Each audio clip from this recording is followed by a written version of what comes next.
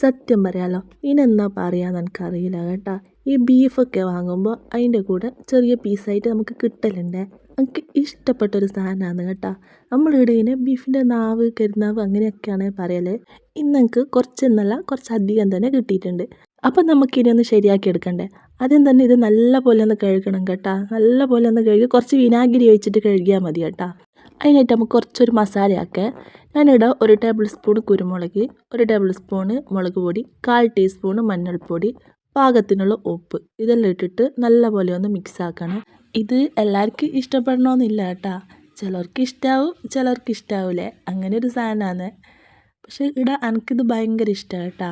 ഇനി ഇതിലേക്ക് നമ്മൾ കഴുകിയിട്ട് മാറ്റി വെച്ച ഇതില്ലേ നാവ്, അത് നമുക്ക് ഇതിലേക്ക് ഇട്ട് കൊടുക്കുക കേട്ടോ. ഞാൻ ഇതിപ്പോൾ നാവ് എന്ന് തന്നെയാണ് പറയുന്നത്, പക്ഷേ ശരിക്കും എന്താണെന്ന് എനിക്കറിയില്ല. ഇതിൻ്റെ പേര് അറിയുന്ന ആളുണ്ടെങ്കിൽ ഒന്ന് കമൻറ്റ് ചെയ്യണേ. അപ്പോൾ ഇത് നല്ലപോലെ ഒന്ന് മിക്സ് ആക്കണം കേട്ടോ. ഇത് മിക്സ് ചെയ്യുന്ന സമയത്ത് ഒന്ന് ശ്രദ്ധിക്കണേ, ആൾ കുറച്ച് സോഫ്റ്റാണ്. അപ്പോൾ ഇത് ഉടഞ്ഞു പോകാൻ സാധ്യതയുണ്ട്.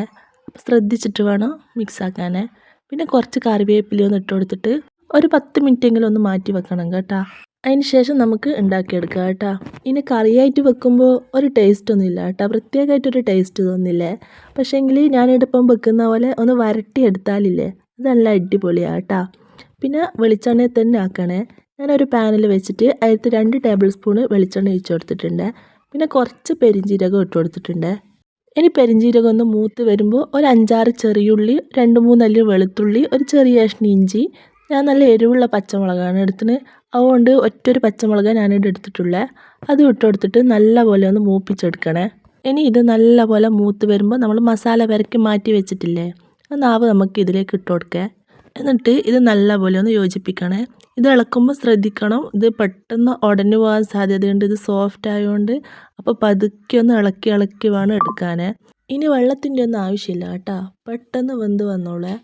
അപ്പോൾ ഒന്ന് ഇളക്കിയതിന് ശേഷം 2 മിനിറ്റ് അവിടെ വെച്ചിട്ട് പിന്നെ ഒന്ന് മെല്ലെ മെല്ലെ ഓരോന്നായിട്ട് ഇതേപോലെ ഒന്ന് മറിച്ചിട്ടിട്ട് കൊടുക്കണേ.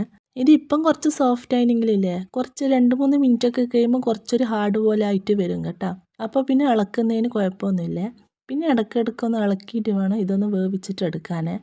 പിന്നെ ഒന്ന് ഡ്രൈ ആയി പോകുന്നുണ്ടെങ്കിൽ നമ്മൾ ഇടയ്ക്കിടയ്ക്ക് കുറച്ച് എണ്ണ ഒഴിച്ച് കൊടുത്താൽ മതി കേട്ടോ. വെളിച്ചെണ്ണ തന്നെ ഒഴിക്കണേ. എണ്ണ ഒഴിച്ച് കൊടുത്തിട്ട് ഇതേപോലെ തന്നെ തിരിച്ചും മറിച്ചും ഇട്ടിട്ട് ഒന്ന് മൊരിയിച്ചെടുത്താൽ മതി കേട്ടോ. വീഡിയോ കണ്ടിട്ട് ഇഷ്ടപ്പെട്ടാൽ ലൈക്ക് ചെയ്ത് സബ്സ്ക്രൈബ് ചെയ്തൊന്ന് സപ്പോർട്ട് ചെയ്യണേ. നമുക്ക് എന്തിൻ്റെ കൂടെ വേണമെങ്കിലും ഇത് കഴിക്കാം കേട്ടോ. ചോറിൻ്റെ കൂടെ ആയാലും പൊറോട്ടൻ്റെ കൂടെ ആയാലും നെയ്ച്ചോറിൻ്റെ കൂടെ ആയാലും. നെയ്ച്ചോറിൻ്റെ കൂടെ കഴിക്കുമ്പോൾ ഒരു പ്രത്യേക ടേസ്റ്റാണ് കേട്ടോ. ഏകദേശം ഒന്ന് റെഡി ആയിട്ടുണ്ട്. അപ്പോൾ കുറച്ചും കൂടി ആയാൽ നമുക്കിതൊന്ന് മാറ്റി വെക്കാം കേട്ടോ.